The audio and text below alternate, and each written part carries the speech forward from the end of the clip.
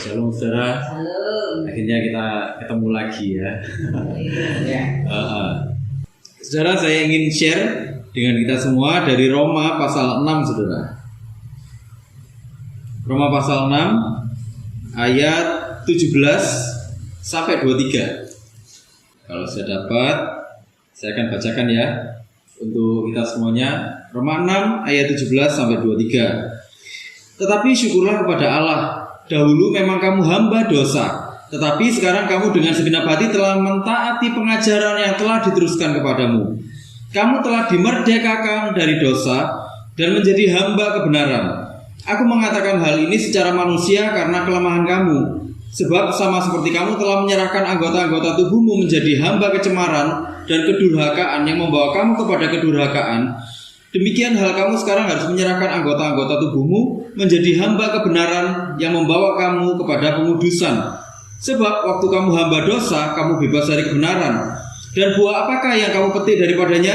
Semuanya itu menyebabkan kamu merasa malu sekarang, karena kesudahan semuanya itu ialah kematian. Tetapi sekarang setelah kamu dimerdekakan dari dosa dan setelah kamu menjadi hamba Allah, kamu beroleh buah yang membawa kamu kepada pengudusan. Dan sebagai kesudahannya ialah hidup yang kekal. Sebab upah dosa ialah maut, tetapi karunia Allah ialah hidup yang kekal dalam Kristus Yesus Tuhan kita. Saudara, ini adalah surat yang terpanjang, saudara. Surat yang terpanjang dari Paulus, ya. Dibandingkan dengan surat-surat yang lain, ini bukan surat yang pertama sebenarnya ya. Tapi dibandingkan surat-surat yang lain, ini yang terpanjang, ya. Dan dianggap punya refleksi teologis yang paling mendalam, ya. Jadi ini kalau kita mau melihat intisari gitu ya, kita lihat apa yang ditulis Paulus di kitab Roma, kita akan melihat intisari-intisari ada di sana. Itulah kenapa kitab ini ditaruh di depan di antara semua tulisan-tulisannya Paulus, ya, karena ini adalah intisarinya secara teologis, dia dianggap paling mendalam, ya. Nah saudara, salah satu alasan kenapa kitab Roma ini ditulis adalah terutama di bagian ini ya saudara, adanya pemutarbalikan fakta, saudara, pemutarbalikan ajaran-ajaran yang disampaikan oleh Paulus. Nah kita bisa lihat di pasal 6 ayat 1 dan 2 misalnya, dibilang gini: jika demikian, apakah yang hendak kita katakan? Bolehkah kita bertekun dalam dosa supaya semakin bertambah kasih karunia itu? Sekali-kali tidak. Bukankah kita telah mati bagi dosa? Bagaimanakah kita masih dapat hidup di dalamnya? Jadi di sana itu ada pengajaran-pengajaran yang bilang gini: gak apa-apa, sudah terima Tuhan, gak apa-apa, tetap hidup di dalam dosa, itu gak apa-apa. Ya, kalau sekarang mungkin seperti ajaran hyper grace ya saudara ya. Jadi kalau sudah mengaku terima Tuhan, kita mau terus berbuat dosa pun gak masalah. Soalnya penebusan itu sekali dan untuk selamanya. Makanya gak masalah kalau kita tetap hidup di dalam dosa, tetap berbuat dosa. Nah, Paulus menunjukkan bahwa ajaran seperti itu sebenarnya sudah ada semenjak zaman dulu, saudara. Dan itu keliru. Ajaran seperti itu sangat tidak bertanggung jawab dengan keselamatan, gitu loh. Sangat tidak bertanggung jawab terhadap anugerah yang Tuhan sudah kasih buat hidup kita. Nah ini loh, sudah diangkat anak, tapi kok tetap mursal. Sudah diangkat anak, tapi kok nggak rasa anak gitu loh. Ya kan? Bisa nggak dibilang dia anak? Enggak kan? Seorang anak itu kan mencerminkan apa yang jadi kehendak bapaknya. Ya kan? Nah, kalau kita hidup semau-mau kita sendiri, berbeda dengan apa yang jadi maunya Tuhan. Kapan hari kita sudah belajar ya. Artinya apa? Orang yang dosa itu kan bertentangan dengan Tuhan. Ya kan? Dosa itu bertentangan dengan Tuhan. Kalau Tuhan itu benar, sementara kita ini masih hidup di dalam ketidakbenaran, sebenarnya kita bertobat nggak? Nggak bertobat. Kalau kita nggak bertobat, kita menerima keselamatan nggak? Enggak. Kita nggak hidup di dalam anugerah, kita tidak hidup di dalam keselamatan. Cuman mulutnya aja yang ngomong, aku menerima Tuhan sebagai Tuhan dan Juru Selamat pribadiku. Cuman sampai mulutnya aja, tapi hidupnya tidak menerima itu. Yang menerima cuman bibirnya. Ya, hidupnya nggak menerima itu, hidupnya menolak semuanya itu. Sebenarnya bisa dibilang dia tidak menerima keselamatan. Itulah saudara ya. Jadi keselamatan itu bukan cuman prasyarat ngomong gini, aku menerima Tuhan Yesus sebagai juru selamat pribadiku. Bukan seperti itu, saudara. Kalau cuma kata-kata itu bisa dipalsukan. Kita nanti lihat dari apa? Dari buahnya, ya kan? Dari hasilnya, hidupnya menghasilkan apa gitu loh. Nah, ini yang sama Paulus ini lagi dikonter, saudara. Ya, kamu nggak boleh seperti itu. Itu tidak bertanggung jawab. Diluruskan lagi sama Paulus. Pemikirannya orang-orang seperti itu. Dan sekarang memang diadopsi lagi pengajaran-pengajaran yang seperti ini. Karena pengajaran yang seperti ini, saudara, itu enak kan? Ya kan? Bayangkan, saudara. Pengajarannya bisa dapat surga, tapi juga bisa dapat maksiat. Gimana ceritanya, saudara? Ya kan? Tuhan dicampur-campur dengan dosa, itu bagaimana ceritanya gitu loh. Ya kan? Sementara Allah itu kudus. Kudus itu berarti apa? Terpisah. Dia nggak tercampur dengan hal-hal yang bertentangan dengan kekudusannya. Iya toh? Nah itulah, jadi ajaran-ajaran seperti itu kita harus hati-hati ya, saudara ya. Kelihatannya memang logis, tapi sebenarnya bertentangan dengan apa yang Tuhan inginkan. Nah, saudara, waktu Paulus bilang gini, kamu telah dimerdekakan dari dosa. Ya, dalam pikiran kita merdeka itu yang bagaimana, saudara? Bebas lepas atau yang bagaimana, saudara? Bebas lepas. Ya, tapi kita harus ingat, dalam kekristenan sebenarnya kebebasan itu tidak sepenuhnya bebas. Ya, tidak sepenuhnya bebas. Nah, sementara yang dimaui oleh orang-orang banyak itu adalah kebebasan yang total. Kebebasan yang tidak bertanggung jawab kepada siapapun. Mau menerima Tuhan, tapi mau hidupnya bebas. Di satu sisi mau menerima Tuhan, tapi di satu sisi mau menentukan nasibnya sendiri. Ya kan? Ya, ini seperti Adam dan Hawa. Mau menentukan nasibnya sendiri. Nah, saudara, kata merdeka yang dipakai oleh Paulus itu menunjukkan gini, di satu titik, ya, di satu titik, lewat karya penebusan, dosa itu sudah dikalahkan. Karena dosa dikalahkan, kamu menerima anugerah itu, ya, dosa tidak lagi berkuasa atas kamu. Di satu titik itu, waktu karya penebusan itu, waktu anugerah itu menyentuh hidupmu, ya, dosa itu tidak berkuasa lagi atas kamu. Jadi kalau kita lihat di sini, Paulus di sini perikopnya dua macam perhambaan. Hamba di sini. Kenapa Paulus pakai kata hamba? Hamba di sini itu doulos. Doulos itu budak, saudara. Budak di zaman waktu itu, seluruh hidupnya siapa yang punya?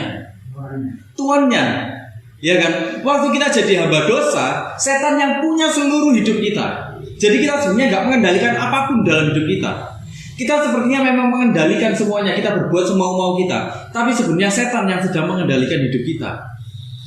Di sini di perikop ini dibilang dua macam perhambaan. Yang satu hamba kebenaran. Waktu kita jadi hamba bagi kebenaran, kita jadi budak bagi kebenaran, kita menyerahkan hidup kita kepada kebenaran, kita menyerahkan hidup kita kepada Tuhan. Tuhanlah satu-satunya yang jadi pusat di dalam hidup kita. Nah, itu yang dimaksud oleh Paulus ketika waktu dia bilang, kamu telah dimerdekakan dari dosa dan menjadi hamba kebenaran. Jadi merdeka itu gini, saudara. Di satu titik kan kita sudah menerima anugerah itu, ya, dosa dikalahkan, kita jadi merdeka. Merdeka itu jadi gini, Allah memerdekakan, Dia membebaskan kita dari situasi terpenjara, situasi terbelenggu, situasi perbudakan, gitu loh. Situasi perbudakan yang apa? Yang itu menekan seluruh hidup kita.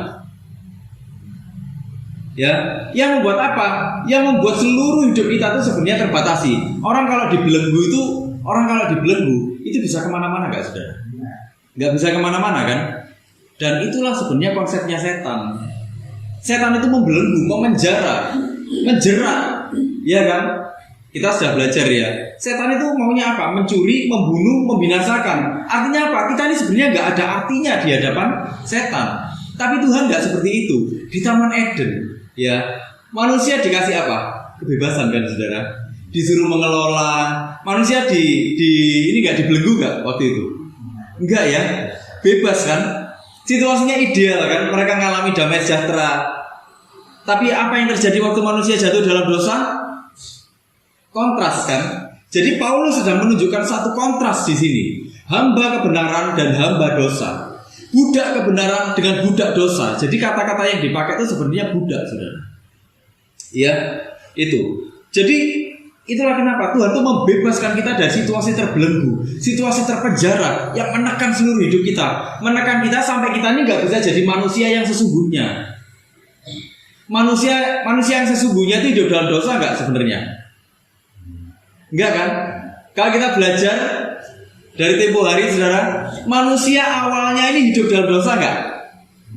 Enggak kan? Artinya apa? Manusia yang sesungguhnya adalah manusia yang tidak hidup di dalam dosa. Tapi iblis membawa manusia hidup di dalam dosa. Iblis itu merusak hidupnya manusia. Gitu loh. Dan itu yang memang iblis mau, ditekan, dihancurkan, dihabiskan, dibinasakan manusia itu. Itu yang memang iblis mau. Dengan menjadi merdeka, kita ini kembali kepada apa? Identitas aslinya kita.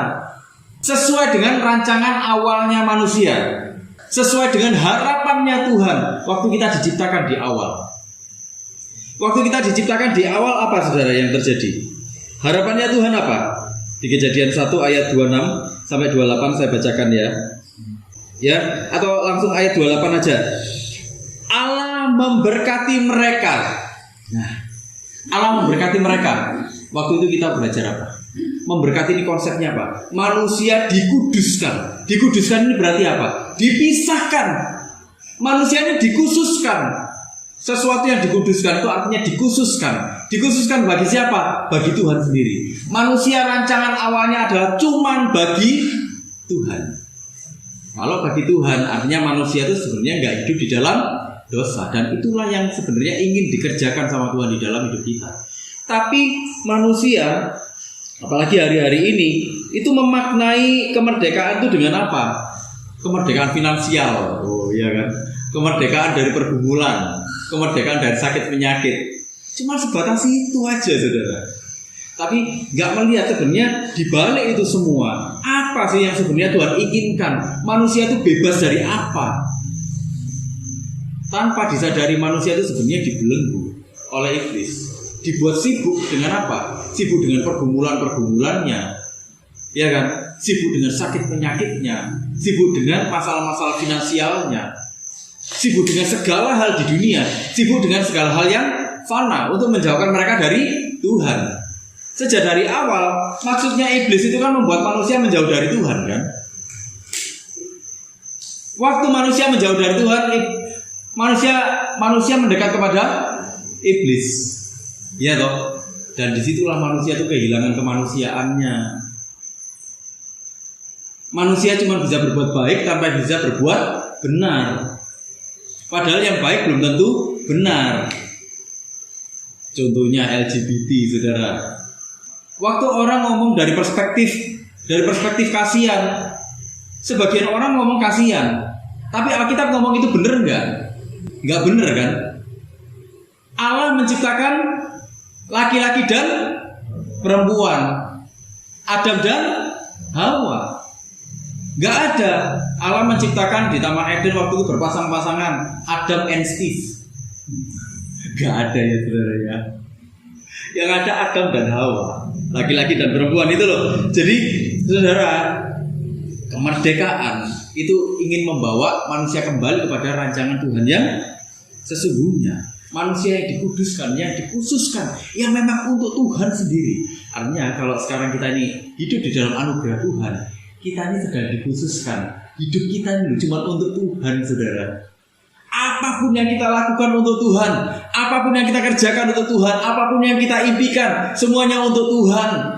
Semuanya untuk Tuhan, semuanya untuk Tuhan. Dan Tuhan memang pakai kita dengan itu semua, gitu ya saudara ya, menjadi segambar, menjadi serupa dengan Tuhan.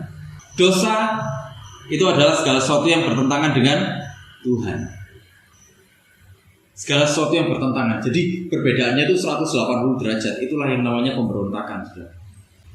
Jadi kita dibebaskan dari dosa. Semenjak Adam dan Hawa, manusia jatuh dalam dosa, kita sudah lahir dengan atur dosa, saudara. Kita sudah lahir dengan atur dosa. Anak kecil aja sudah tahu bagaimana harus rebutan harta benda, benar gak? Coba anak kecil dikasih mainan gitu, saudara. Kadang-kadang rebutan, nggak mau, gitu kan? Di playground misalnya, kadang-kadang anak kecilnya ribut, orang tuanya akhirnya ikut ribut. Iya kan? Anak kecil bahkan sudah tahu bagaimana cara memanipulasi orang tuanya. Kadang-kadang anak tantrum, anak ngamuk, saudara, gondok di mall, golong-golong di mall, supaya apa? Orang tuanya nuruti kemauannya, benar gak, saudara?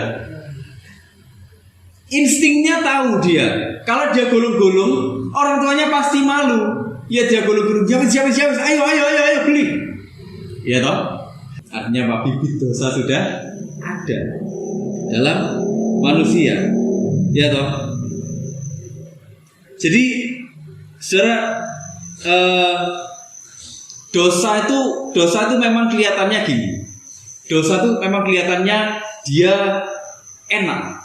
Ya, dosa itu kalau dibayangkan enak.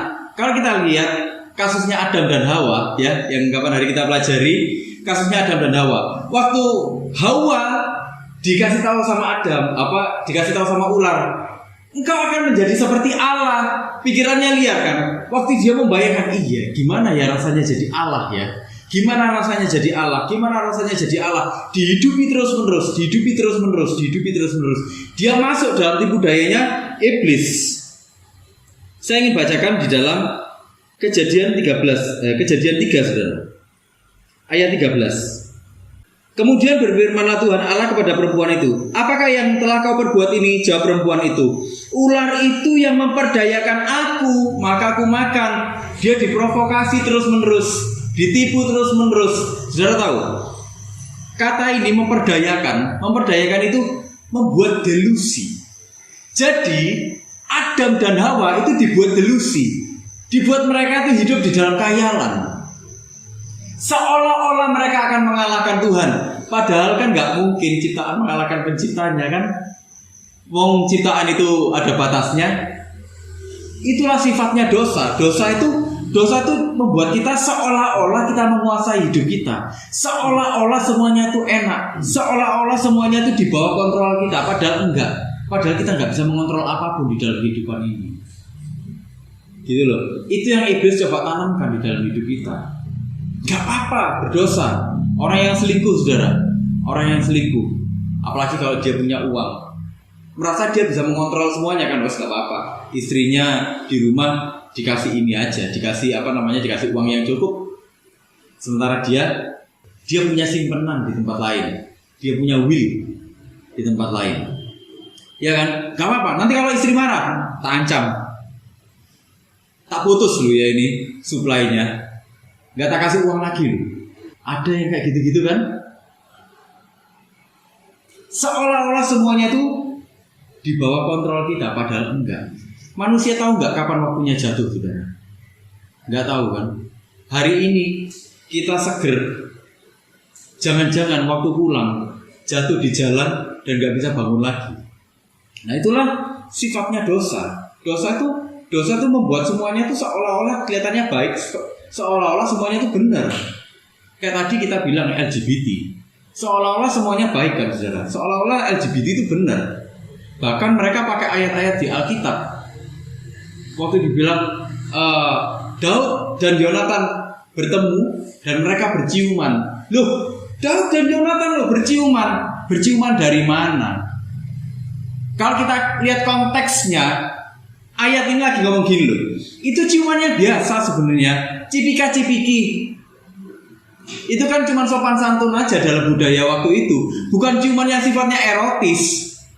Tapi dosa, iblis ya, membuat semuanya itu bisa seolah-olah itu wajar. Contoh lagi, ada yang bilang gini, suami selingkuh di luar biar. Selingkuh kalau suami sampai di luar dia main perempuan, di luar suami itu punyanya orang banyak. Tapi kalau dia kembali di rumah itu punyaku. Yang kayak gitu. Pernah dengar ya saudara ya? Pernah dengar ya? Itu benar atau salah saudara? Salah. Tapi bagi beberapa orang ngomong apa? Itu baik. Apa itu win-win solution? Tapi bagi Alkitab, bagi firman Tuhan, bagi Tuhan itu salah. Jadi itulah sifatnya dosa. Dosa itu ngaco saudara. Itulah kenapa sifatnya dosa ini apa? Sifatnya dosa ini menghasilkan produknya dosa ini menghasilkan apa? Rasa takut, menghasilkan munafik. Waktu manusia jatuh dalam dosa, apa yang terjadi? Dia sembunyi, dia cari alasan, dia menyalahkan satu dengan yang lainnya, benar nggak? Di ayat 20, di Roma 6 ayat 20 saudara, dikatakan begini. Sebab waktu kamu hamba dosa, sebab waktu kamu budak dosa, kamu bebas dari kebenaran. Kamu tidak ada dalam kebenaran sama sekali. Jadi kamu tidak berpikir benar. Karena kamu tidak berpikir benar, kamu bahkan tidak melakukan apa yang benar. Itu waktu kita jadi hamba dosa. Kita mungkin melakukan apa yang baik, tapi ingat, bahkan yang menurut orang banyak baik itu belum tentu benar. Ya. Jadi ini ayat ini sebenarnya lagi ngomong gitu. Waktu kamu jadi budaknya dosa, kan kamu menyerahkan ini seluruh hidupmu kepada dosa. Kamu menyerahkan semuanya kepada dosa. Ya. Artinya kamu bebas dari kebenaran. Kamu tidak ada di dalam kebenaran. Kamu tidak ada di dalam kebenaran. Karena kamu tidak ada di dalam kebenaran, kamu memikirkan semua yang tidak benar, semua yang tidak baik. Karena kamu memikirkan yang tidak baik, kamu melakukan hal-hal yang tidak benar dan tidak baik. Itu maksudnya Paulus di situ. Itu loh, jadi hamba dosa itu seperti itu. Kalau kita ada di luar Tuhan itu seperti itu. Tapi syukur. Kenapa? Karena kita ini menerima anugerah. Itulah kenapa kita tahu berpikir yang benar itu yang bagaimana. Gitu loh saudara. Jadi kita hidup di dalam anugerah hari ini. Jadi itu kebenaran yang dimaksud oleh Paulus, oleh firman Tuhan. Ya, kenapa?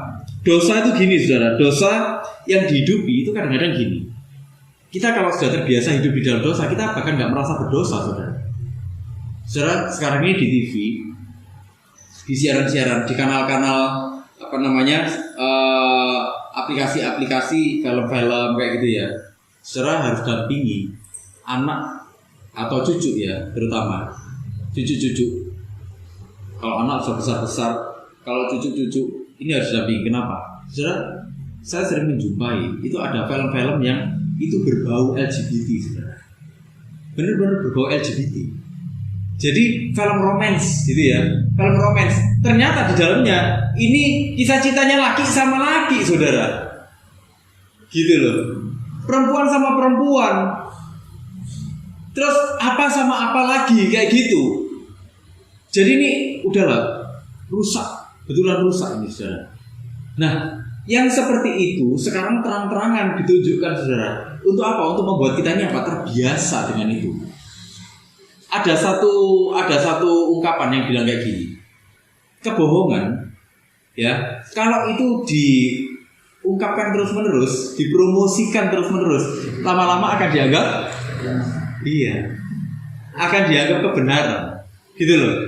Jadi iblis sebenarnya tahu. Dulu yang kayak gini-gini nih, saudara, kayak hubungan sesama jenis misalnya, atau perselingkuhan, atau korupsi, saudara. Dulu orang melakukannya terang-terangan nggak, saudara? Enggak. Kenapa? Kok nggak dilakukan terang-terangan? Takut. Kenapa kok takut? Karena itu bersalah, karena itu dosa. Di dalam hati kita tuh tahu itu dosa, saudara. Makanya melakukannya nggak terang-terangan, gitu loh. Tapi sekarang itu dinormalisasikan semua. Dibuat terang-terangan. Kenapa?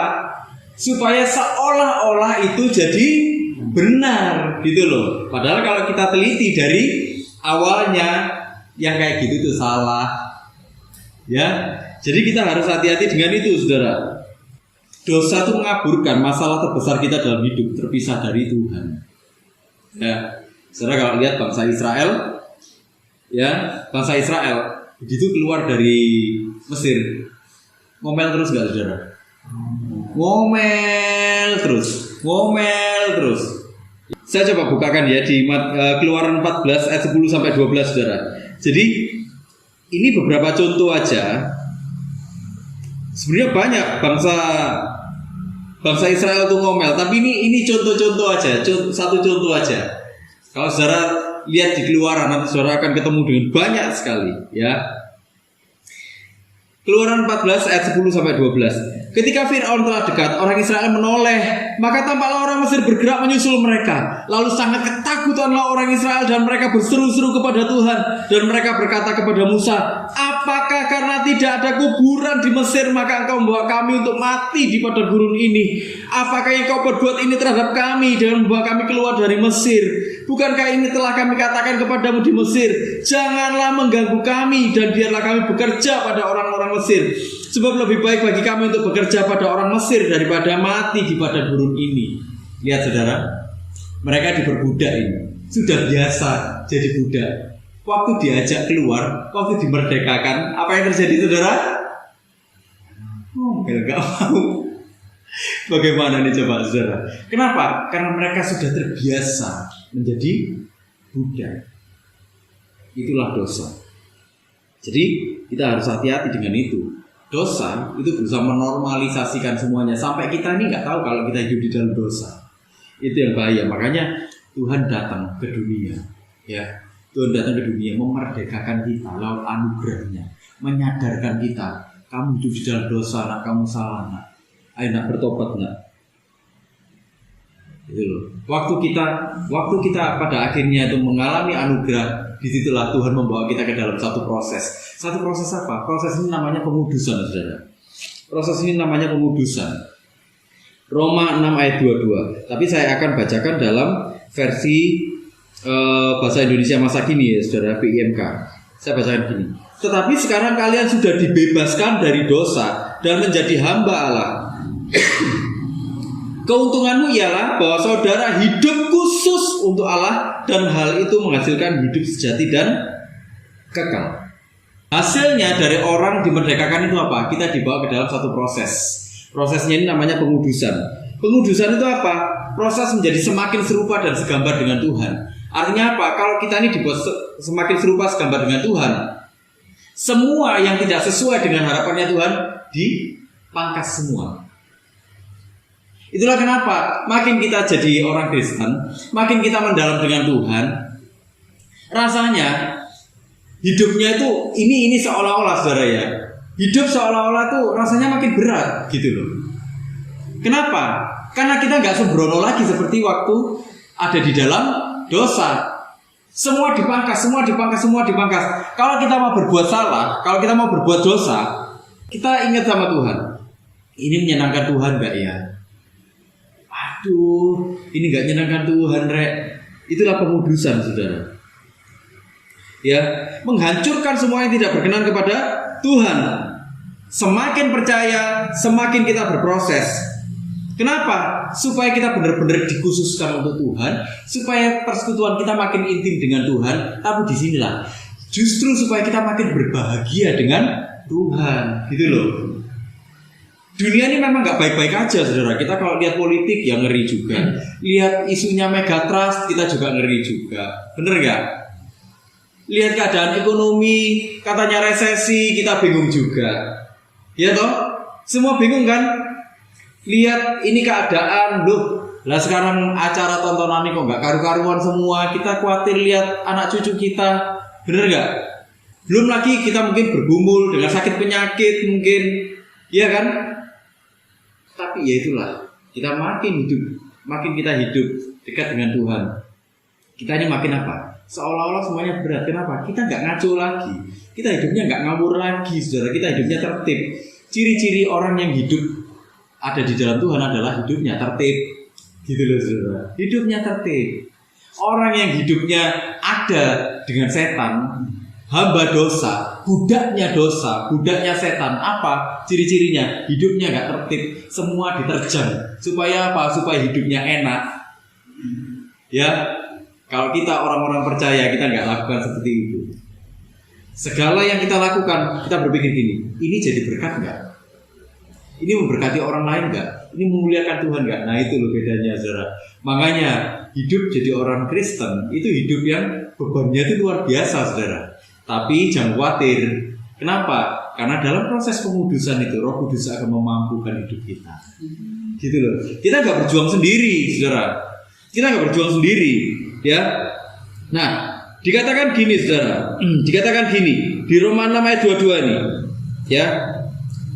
Tetapi sekarang setelah kamu dimerdekakan dari dosa dan setelah kamu menjadi hamba Allah, kamu beroleh buah.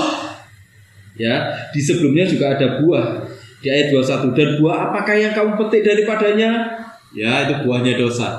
Tapi di sini buah dari pengudusan. Ya, kamu beroleh buah yang membawa kamu kepada pengudusan dan kesudahannya ialah hidup yang kekal. Buah ini gini, saudara. Buah ini karpos. Karpos ini hasil tindakan, tapi bukan cuma sampai di situ. Dia manfaat. Artinya apa? Pengudusan, proses yang terjadi di dalam hidup kita. Dalam sudut pandangnya Alkitab, Paulus lagi ngomong gini. Kalau kamu diproses sama Tuhan, kalau kamu ada di dalam proses pengudusan, itu bermanfaat. Tapi orang Kristen nggak gitu loh, saudara. Kebanyakan orang Kristen ngomong apa, saudara? Kenapa kok Tuhan lakukan ini kepadaku? Aku sudah persembahan, aku sudah melayani Tuhan, aku sudah doa tiap hari, aku sudah melakukan ini dan itu, melakukan firman Tuhan, aku sudah ibadah terus-terusan ke gereja, ke persekutuan. Kenapa kok Tuhan lakukan ini? Kenapa kok Tuhan jahat sama aku?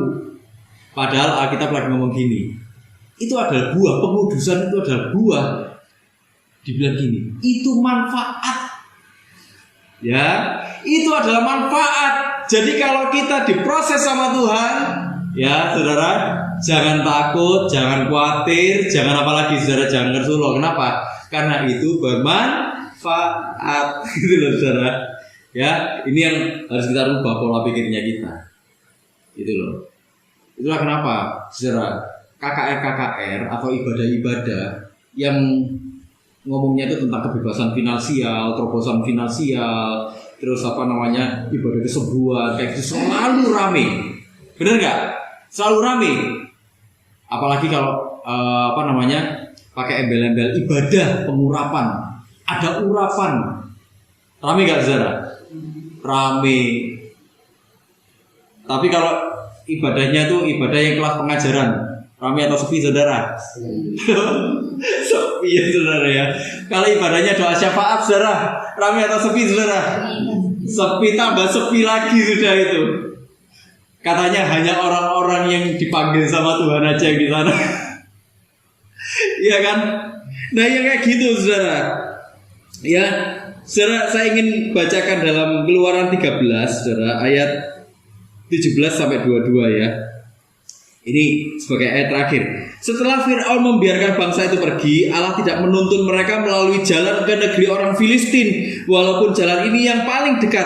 Sebab firman Allah, jangan-jangan bangsa itu menyesal apabila mereka menghadapi peperangan, sehingga mereka kembali ke Mesir. Tetapi Allah menuntun bangsa itu berputar melalui jalan di padang gurun menuju ke laut Teberau. Dengan siap sedia berperang, berjalanlah orang Israel dari tanah Mesir. Kemudian saya akan langsung ke ayat 21. Tuhan berjalan di depan mereka pada siang hari dalam tiang awan untuk menuntun mereka di jalan, dan pada waktu malam dalam tiang api untuk menerangi mereka, sehingga mereka dapat berjalan siang dan malam.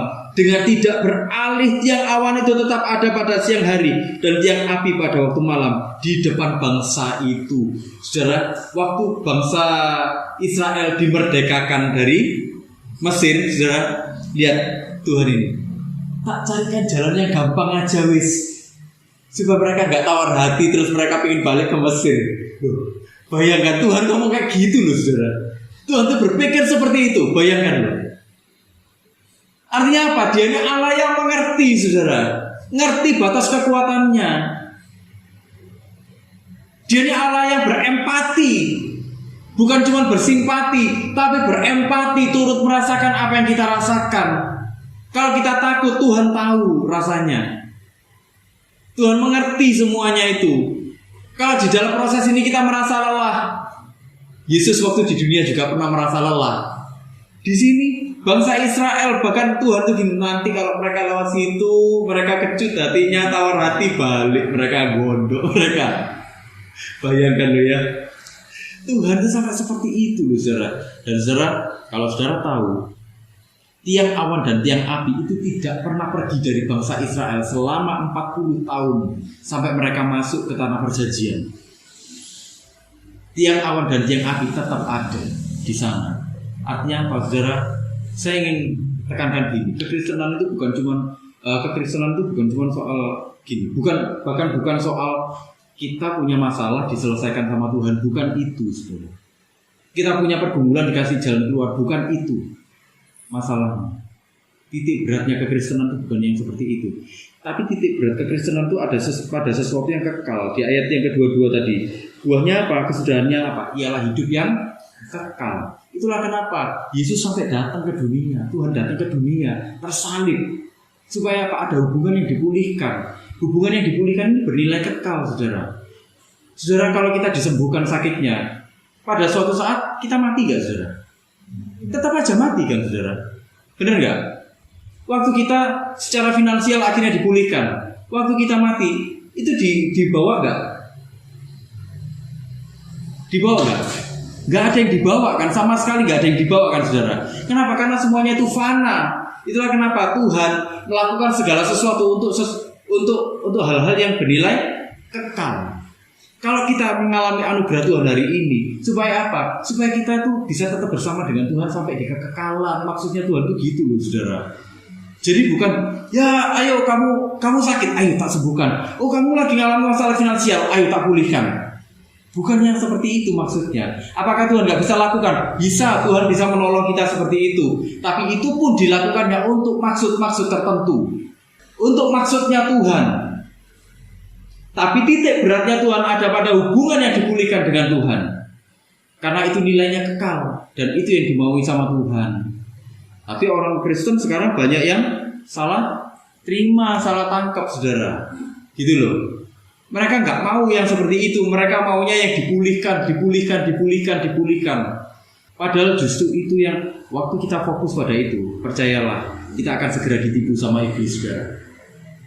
Percayalah, ada sesuatu yang kelihatannya luar biasa, ada yang sesuatu yang seolah-olah itu mujizat, kita akan langsung pergi ke sana tanpa kita saring lagi. Kita akan langsung ngomong itu mujizat dari Tuhan. Percayalah, dan kita akan segera ditipu sama iblis. Ya saudara ya, itulah saudara. Jadi kita dimerdekakan oleh Tuhan, bukan supaya kita ini bebas ya nggak karu-karuan, enggak, tapi supaya kita kembali ke pangkuannya Tuhan, saudara ya, dan kita mengalami kekekalan dengan Tuhan. Berbahagialah kalau kita diproses sama Tuhan, karena Tuhan sebenarnya sungguh menyayangi kita. Amin ya, kita sama-sama berdoa yuk.